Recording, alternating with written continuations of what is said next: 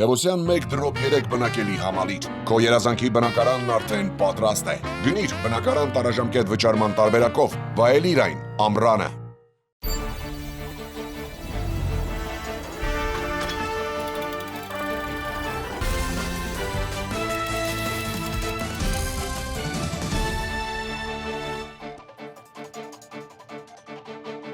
Բարև ձեզ արգելի հեռուստադիտողներ, 168 TV-ի եթերում ռիվյուն է։ Մեր տաղավարում հյուրընկալել ենք պատմական գիտությունների թեկնածու, համալսարանի դասախոս, Հարավային Կովկասի հարցերով փորձագետ Էհսան Մովահեդյանին։ Բարև ձեզ, բարի գալուստ մեր տաղավար։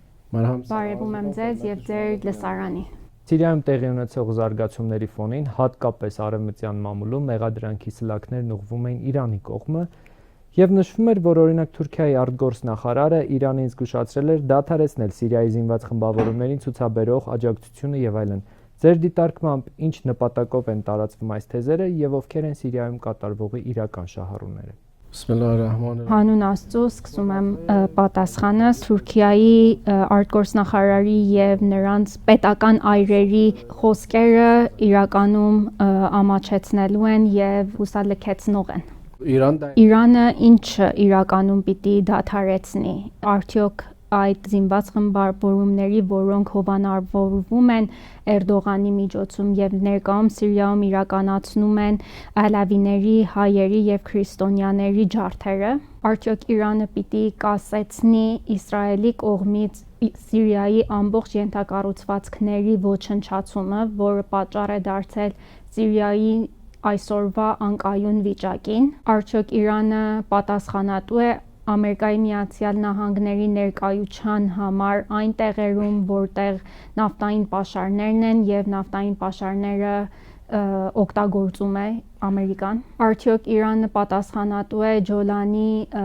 ահաբեկչական խմբավորման գործունեությունների համար, որոնք բոլորն ունեն Թուրքիայի հպատակություն, արդյոք Իրանը պատասխանատու է այն ահաբեկիչների, որոնք դեմքով նման են Միջին Ասիայի թուրքերին եւ Սիրիայում իրագործում են ցեղասպանական գործողություններ։ Թուրքիան ահաբեկիչներին հովանավորելով Սիրիայում աջակցել է այսօրվա անկայուն եւ իրարից անջատվող Սիրիայի իրավիճակին եւ այդ գործունեությունների համար մեղադրանքներն ուղղում է ուրիշ պետությունների։ Նույնիսկ Ամերիկայի Միացյալ Նահանգները փորձեց քյուրդերի եւ ջոլանիների մեջ պայմանավորվածություն, խաղաղություն հասցնելու, սակայն տեսնում ենք, որ մի շատ կարճ ժամանակ անց այդ պայմանավորվածությունը վերացել է։ Թուրքիայի նպատակն է, որ Սիրիայում իրավիճակը կայունացնել եւ հենց որ Սիրիայում իրավիճակը կայունացրեց, իր ուշադրությունը նորից դեպի Հարավային Կովկաս եւ Հայաստան, որպեսզի իր պատմական ծրագիրը թուրքական մեծ կայսրության ստեղծումը իրականացնելու համար շեղի։ Թուրքիայի քաղաքական գործիչների գիտակցությունը միջազգային հարաբերություններից եւ քաղաքականությունից չափազանց մակերեսային է եւ տգետությամբ աշխատում են տարբեր տեղերում աշխարհում անկայունություններ ստեղծել եւ խնդիրներ առաջացնել։ Նույնիսկ արաբական երկրներին Թուրքիան չի կարողացել իր հետ համագործակից դարձնել Սիրիայում ներդրումներ կատարելու եւ այնտեղի իրավիճակը տնտեսական փոխելու համար։ Թուրքիան եւ Բաքուն Հայաստանի հարավի վրա հարձակվելու նպատակը տնտեսական եւ ռազմական նպատակներ ունեն, որը ըստ ձեր հաջորդի հարցերի կմանրամասեցնեմ։ Մինչ այդ հարցերին անդրադառնալը նախ այս պահին Թուրքիայի եւ Իրանի միջև առկա հարաբերությունները որոշակի լարվածությունը ինչ կերպ կարող է արտահայտվել եւ ինչ կերպ կարող է ազդել տարածաշրջանի վրա։ Պետք է նկատի առնել, որ Թուրքիան է այն կողմը, որ միշտ հետապնդում է հարաբերությունների վատթարացման եւ խզմանը։ Ի հակառակ, Իրանը միշտ կողմ է եւ ձգտում է հարաբերությունները բոլոր կողմերի հետ լավացնելու եւ զարգացնելու։ Թուրքիան է, որ այս գործունեություններից տուժելու է, Իրանը չի տուժելու։ Թուրքիայի գործունեությունները թե մտահոգեցնում են բոլոր իր հարևաններին ու նաև որպես անվստահելի կողմ է համարվում աշխարհի մյուս երկրների կողմից։ Թուրքիան այլ երկրներում մատնացույց է անում եւ խաղում են այնպիսի խնդիրների հետ, որոնք իրենք ունեն նաեւ Թուրքիայի երկրի ներսում,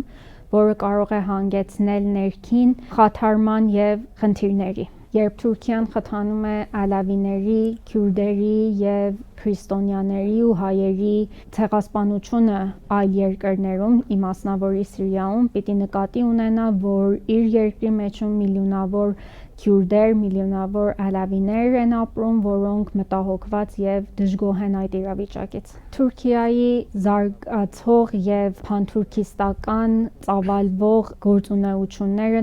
մտահոգություններ են իրականացնում իր բոլոր հարևանների մեջ,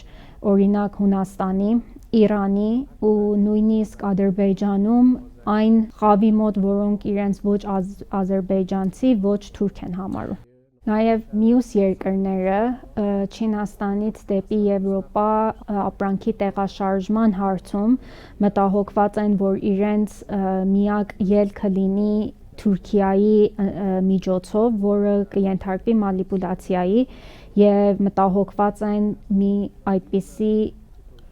այլընտրանք կամ միակ ճանապարհ ունենալու հարցով։ Թուրքիայի ներքին իրավիճակը հենց այս պահին էլ վատ է, ունի տնտեսական ծանր վիճակ, իր դրամի արժեքը արժեզրկված է եւ ունի բավականին ինֆլեյշն, խնդիրներ ներքին առումով։ Իրանի հեռուստատեսության հաղորդումներից մեկի ընթացքում հայտարարվել էր, որ Իսրայելը բազմաթիվ գործողություններ է իրականացրել Իրանի դեմ հենց Ադրբեջանի տարածքից։ Այս առումով դուք ինչ դիտարկումներ կաք եւ ինչպիսին է Իրան-Ադրբեջան հարաբերությունների ներկայիս ընթացքը։ Բհարհալ հուզուր է։ Իսրայելի ներկայությունը Իրանի սահմաններում, Բաքվի հանրապետությունում, որը անհերքելի փաստ է։ Տեղյակ ենք, որ Բաքվի հանրապետության տարածքում զիոնիստներն ունեն իրենց անօթաչու թռչող սարքերը, ունեն իրենց լրտեսական ցանցը եւ զինվորական բազան։ Ինչպես որ բազմիցս անգամ Իրանի հանրապետության բարձրակարգ պաշտոնյաների միջոցով հայտարարվել է, Իսրայելը որ կողմից էլ որ Իրանի տարածքին հարվածներ հասցնի, այդ հարվածի սկզբնակետը Իրանը ռմբակոծելու է եւ փոխադարձ պատասխան է տալու սկզբնակետում։ Երբ Իսրայելը ուղղակի է Իրանի վրա հարձակվել եւ մենք Իսրայելին ենք պատժել ուղղակի, մեզ Իսրայելի ծառաներին պատժելը խնդիր չի եւ դժվար չի։ Քանի որ ձեր խոսքում անդրադարձակ Սյունիքի վերաբերյալ Ադրբեջանի եւ Թուրքիայի հայտարարություններին եւ նրանց նպատակներին, Իրանի դեսպանը Հայաստանում հայտարարել էր, որ Իրանը տարածաշրջանի միակ պետությունն է, որը դեմ է Հայաստանի տարածքով որևէ միջանցք Ադրբեջանին տրամադրելուն, նախ արդյոք Ռուսաստանի եւ Իրանի միջև այս հարցում կան հակասություններ թե ոչ, եւ ինչ կերպ է պատրաստվում Իրանը պահպանել իր կարմիր գծերը, ինչ ձևաչափով եք դա պատկերացնում։ Իրականությունն այն է, որ միակ երկրները, որ այս միջանցքից վնասվելու են, Իրանը եւ Հայաստանն են։ Իրան ու Արմենստան հաստատ։ Ռուսաստանը համակարծիք է Իրանի հետ, բայց եթե այս միջանցքը իրականացվի, այնքան որ Իրանը եւ Հայաստանը կտուժեն, Ռուսաստանը չի տուժելու։ Նաև մի թյուր կարծիք կա Ռուսաստանում, որը պատկերացնենք, որ այս միջանցքը անհնարին կերպով կիրականանա, իրանք մտածում են, որ կօգտագործեն միջանցքը ներկա պատժամիջոցները շրջանցելու համար։ Ես պարզ ուսումնական համասարանական փորձագետ եմ եւ տեղյակ չեմ, թե քաղաքական դաշտում մանրամասությամբ Ռուսաստանը կամ միջազգային դաշտում ինչ է կատարվում։ Բայց երբ գործունեություններն եմ, գործընթացներն եմ տեսնում եւ վերլուծում, կարող եմ եզրակացնել, որ Ռուսաստանի համար էլ այս միջանցքը բացասական դեր է ունենալու, որովհետև Ռուսաստանի պատկերացումը մինչև Ուկրաինայի պատերազմը այս էր, որ արևմտյան ճակատի հետ կարելի է ինչ-որ կերպ բանակցությունների գնալ եւ համաձայնության հասնել։ Եվ հենց այս թուր կարծիքի պատճառով իրենք չպայքարեցին ՆԱԹՕ-ի գոյությունը, բազմազանությունը տարբեր երկրների մեջ, մինչև այն տեղը, որ ՆԱԹՕ-ն հասավ Ուկրաինա իրենց անմիջական սահմանը։ Եվ ՆԱԹՕ-ին կասեցնելու պատճառով պարտավորված եղան Ուկրաինայի հետ հակամարտության մեջ մտնեն, որը բավականին ծանր հետևանքներ ունեցավ իրանց երկրի համար։ Այսպես պատկերացնենք, որ անհնարին, բայց այս միջանցքը բացվի, ոչ միայն ՆԱԹՕ-ն, թաքֆիրիները ու նաև տարածաշրջանում պառակտում ստեղծող խմբավորումները երեքը բոլորը կներխուժեն այս տարածք, որ իրենց ճանապարհը բացվի դեպի Միջին Ասիա եւ Միջին Ասիա չեն կանգնելու, հասնելու են նույնիսկ մինչև իսկ դեպի Չինաստան։ Եթե Ռուսաստանը նույնիսկ միայն իր շահերի համար մտածի, պիտի այս միջանցքի իրականացման դեմ շատ ուժեղ եւ պինդ հակառակ կողմը ներկայանա եւ Իրանին ու Հայաստանին աջակցի այդ հարցով։ Շատ է քննարկվում, որ եթե Հայաստանի իշխանությունները, որոնք խոսում են Ադրբեջանին անխոչնդոտ ճանապարհ տալու մասին, տան այդ ճանապարհը, ասում են կապ չունի Ադրբեջանը դրան կասի միջանցք, ինչ կասի, մենք անխոչնդոտ ճանապարհ ենք դրան ասում, այդ դեպքում Իրանի ձեռքերը չեն կապվելու, ինչ հնարավոր տարբերակներ եք տեսնում այս իրավիճակում, որ կկարողանա անել Իրանը, թույլ չտալու այս զարգացումները։ اگر منظور از مسیر بدون Եթե անխոչնդոտ ճանապարհից հասկանում ենք, որ ոչ մեծ ստուգողական եւ մաքսային գործունեություն չի կատարվելու Հայաստանի սահմաններում, ուրեմն դա ամբողջովին սխալ մոտեցում է։ Երբ Հայաստանի հարավային սահմաններից պիտի ինչ-որ ապրանք տեղափոխվի, որը մենք չգիտենք, թե այդ ապրանքն ինչ է, ուրեմն ինչպես են կարող քաղաքական, տնտեսական եւ իրավական հետևանքների մասին պատասխան տալ։ Եթե զենքով մտնեն Սյունիք եւ համատարած կոտորածներ իրականացնեն, ինչ եք ուզում անել։ Սա ամենաառաջինը Սյունիքի մարզում եւ հետո Հայաստանի մյուս տարածքում առաջացնելու են նախ ժողովրդի քանակի ապրելու այդ մարզում եւ այդ կետերում ու նաեւ տնտեսական եւ ապահովական անվտանգային հարցեր են առաջացնելու։ Այսպիսով կարելի է Սյունիքում ապրող բնակչությանը վախեցնել կամ տնտեսական ձևով, կամ ահոսարսափով եւ նրանց հայկական ինքնությունը վերացնել։ Հայաստանին Իրանը կարող է Սյունիքի մարզում, երբ իրար հետ ամիջական հարևաններ են, թե տնտեսական, թե քաղաքական եւ թե նույնիսկ ռազմական առումով, անվտանգային առումով աջակցել։ Եվ Հայաստան ոչ մի պետք չունի Թուրքիայի վրա հույս դնել, որը վատ մտադրություններ ունի Սյունիքի մարզի հանդեպ։ Ինչ ձևաչափով եք պատկերացնում այդ աջակցությունը Իրանի կողմից։ ببینید ما در حد Մենք մինչև ինչքան աստիճան, որ Հայաստանի կառավարությունը մեզ թույլ կտա, մենք կկարողանանք օժանդակել։ Մենք ոչ ներխուժում ենք որևիցե երկիր եւ ի տարբերություն Թուրքիայի Իրանը այդ գործը չի անում։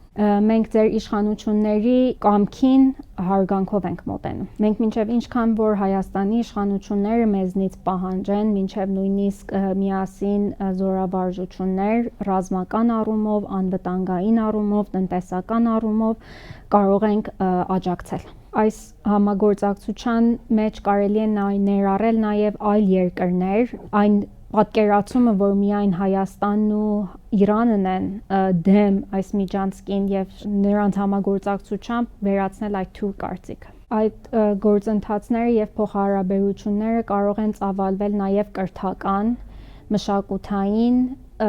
արվեստի բնակավարներում նաեւ։ Հայաստանը պիտի այնպիսի իրավիճակ ստեղծի, որ իրանցիները ցանկանան Սյունիքում ժամանակ անցկացնեն եւ ներկայանան։ Օրինակ ինչպես զբոսաշրջային ենթակառուցվածքները, սկսած ճանապարհներին, հյուրատներից եւ ժամանցային վայրերի զարգացումը եւ բարգավաճումը Սյունիքում։ Կրթական ոլորտում սկսած համասարանների, դպրոցների, մշակութային կենտրոնների ստեղծման մեջ համագործակցություն եւ տնտեսական առումով նույնիսկ պետրոլի զտման կենտրոններ ստեղծելու։ Նաեւ երկու ժողովուրդները, իրանցիները եւ հայերը ունեն բավականին միասնական տոներ եւ ավանդույթներ, որոնց համար կարելի է կազմակերպել տոնակատարություններ, դասընթացներ եւ մշակութային ձեռնարկներ Սյունիքի մարզում։ Օրինակ ինչպես մշտական ցուցահանդես իրանական ապրանքների ներկայացման համար։ Օրինակ ամեն տարի Կապանում Իրանի մշակութային հյուպատոսությունը կազմակերպում է կերակուրի ավանդական տոնակատարություն։ Եթե Հայաստանի իշխանությունը համագործակցի, այս ամբողջ ձեռնարկներն ու գործունեությունը կարելի է զարգացնել։ Մի ուրիշ գործընթաց նաև, որ Հայաստանի կառավարությունը պետք է հետամուտ լինի Ռուսաստան-Իրան գազատար ուղու անցումն է Վրաստանից Հայաստանի սահմանների միջով դեպի Իրան, որը կստեղծի ոչ միայն տնտեսական սերտացում, այլ նաև անվտանգային միասնական շահ։ Դուք այս ձեր նշած ուղղություններով դրական ազդակներ տեսնում եք Հայաստանի իշխանությունների կողմից։ Պետք է արդարացի լինել տնտեսական ոլորտում, հարաբերությունները եւ զարգացումները բավարար են։ Հասկանալով նաև այլ ոլորտներում, ինչպես անվտանգային, ռազմական համագործակցության մինչև հասած միասնական զորավարժությանը, հույս ունենք Հայաստանի կառավարությունը գիտակցելով եւ տեսնելով Բաքվի Հանրապետությունից եւ Թուրքիայից եկող ազդակները ավելի արագ զարգ կտա նմանատիպ համագործակցությունները Իրանի հետ։ Իրանի Հանրապետության դեսպանը Հայաստանում հայտարարել է, որ Իրանի եւ Հայաստանի միջև տարբեր ոլորտներում համագործակցության համաձայնագիր է կնքվում։ Կարծում եմ այս համաձայնագիրը ինչքան շուտ ավարտվի եւ կնքվի, երկու երկրների միջի համագործակցության մթնոլորտը կաճի։ Դուք հետևում եք Հայաստանի իշխանությունների քայլերին Ադրբեջանի եւ Թուրքիայի հետ հարաբերություններում, նրանք ըստ էության գնում են միակողմանի զիջումների ճանապարհով, չեն արձագանքում Ադրբեջանի եւ նաեւ Թուրքիայի ագրեսիվ ռետորաբանությանը, նշելով, որ չեն շեղում խաղաղության օրակարգից։ Ձեր դիտարկմամբ այս ճանապարհով հնարավոր լինելու է հասնել խաղաղության։ Դուք այն ժամանակ եք կարող խաղաղության հասնել, որ ուժի ամենաբարձր գագաթնակետում եք։ Ալիովը պատերազմում հաղթանակներ եւ շահածներ տանելուց հետո չի գալու այնպիսի խաղաղության պայմանագիր կնքելու, որ այդ հաղթանակը եւ ձեռքբերումները ձեռքից տա։ Ադրբեջանը այնպիսի պայմաններ է Հայաստանին պարտադրում, որոնք դուրս են դեպի խաղաղություն հետապնդող որևիցե ցանկացող կողմի պահանջներից։ Նա որ խաղաղություն է հետապնդում այլ երկրին, դիմացինի երկրին իր արևմտյան Ադրբեջան կամ արևմտյան կողմը չի հայտարարում։ Ամբողջ հակառակ կողմի երկրներին ֆաշիստ չի կոչում։ Անմարդկային առումով այլ երկրի քաղաքացիներին չի բանդարկում եւ չի պատժի ենթարկում։ Երբեք որևէ անկախ երկրի սահմանադրական փոփոխությունների վրա պնդումներ չի անում։ Տնտեսական այնպիսի ծրագրեր, որ երկու կողմին էլ օգուտ է հասցնում, երբեք դրանք չի հերքում։ Որևիցե առաջարկություն, որ Հայաստանի Հանրապետությունը առաջարկում է այս խաղաղության պայմանագրի շուրջ, Ադրբեջանը առանց վերլուծելու այն կողմ է դնում եւ ռազմատենչ հռետորաբանությամբ է խոսում այդ երկրի ժողովրդի հետ, կարծելով, որ Հայաստանը թույլ կողմում է գտնվում։ Վերջին քանի օրերին նաև ավելի է գրգռվել Ադրբեջանի ռազմատենչ հռետոնաբանությունն ու քարոզը այն մասին, թե Հայաստանը պատրաստվում է ապրիլ ամսին հարձակում գործադրել Ադրբեջանի վրա, այսպիսով խեղաթյուրելով կարծիքները փորձում են ստեղծեն այն ռազմական գործունեության հնարավորություն, կարծելով, որ կարող են ռազմական գործունեությամբ իրենց ուզածներին հասնել։ Նմանատիպ իրավիճակում թուրք լրագրողներին Հայաստան հրավիրել, որպեսզի խաղաղության խաչմերուկ տեսանկյունը ներկայացնել ճիշտ եւ խելամիտ աշխատանք չէ։ Թուրքիան բազմիցս շեշտել է, որ մինչև Ադրբեջանի եւ Հայաստանի մինչև չկնքվի խաղաղության համաձայնագիրը Թուրքիան ոչ սահմանն է բացելու, ոչ էլ Հայաստանի կողմից որևիցե պահանջ է ընդունելու։ Հայաստանը պիտի խելացիաբար աշխատի Թուրքիայի դեմ թույլ կողմից եւ Ադրբեջանի կողմ թույլակողմ նրանց ամբողջ ցանկությունները միակողմանի զիջումներու չերթա եւ իր արժեքների եւ իրավունքների պահանջատերը լինի։ Անդրադառնանք Իրան-Միացյալ Նահանգներ հարաբերություններին։ Միացյալ Նահանգների նախագահի սպառնալիքների ֆոնին Իրանի նախագահ Մասուդ Փեզեշքյանը նշել էր, որ Հիմա երբ Թրամփը սպառնում է, նա ընդհանրապես չի պատրաստվում բանակցել նրա հետ, Թրամփին ասել էր՝ «Արա, ինչ ուզում ես», ինչ սպասել այս ուղղությամբ։ Իրանի նախագահի պարոն Փեզեշյանի մոտեցումը եւ պատասխանը ճիշտ է, քանի որ եթե բանակցությունների է եւ պատրաստ որևիցե կողմը, այսպես ժողովրդական ասելով, փետը գլխին չի պահում մյուս կողմի եւ պարտադրի իր պահանջները,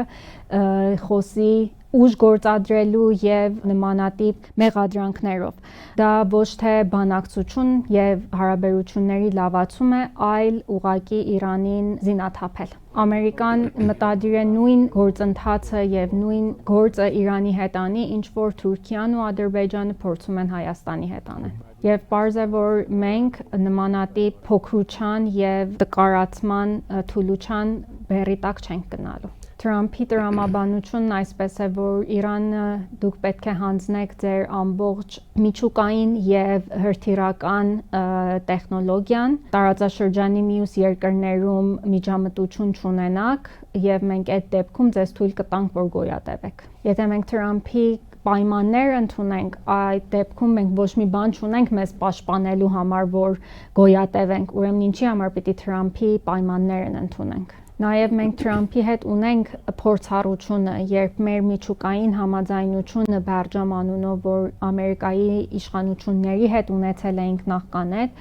ինքը դա պատրեց, դեն նետեց եւ փորձեց ուժի լեզվով մեզ պառակտել եւ ոչնչացնել, բայց դե պարզը չհասավ այդ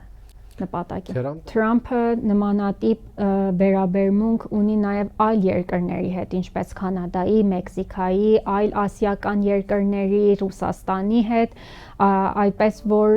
Իրանի տրամաբանությունը եւ մեր մոտեցումը արդեն թե ընկալելի եւ թե հասկանալի ու ընդունելի է նաև մյուս պետությունների կողմից։ Եթե Թրամփի մոտեցումը երկկողմանի շահավետ համագործակցության բանակցություններ եւ կողմերի հաշտեցման ուղղությամբ լինի, դե պարզա մենք մեր մոտեցումն էլ կփոխենք։ Իրանը ոչ մի թշնամական ուղեցույց չունի իր ծրագրի մեջ, որ պիտի ինչ-որ երկրի հետ հավերժական թշնամի լինի։ Իրանի մոտեցումը վերջին 100 տարվա մեջ այնպես է եղել, որ ոչ մի կռիվ մենք չենք սկսել, բայց երբեք էլ զոր խոսքի ուժի տակ չենք գնալու։ Եթե Թրամփը տրամաբանական բանակցություններ երկկողմանի շահի վրա ցանկանա, մենք պատրաստ ենք։ Նաև փորձառություն ունենք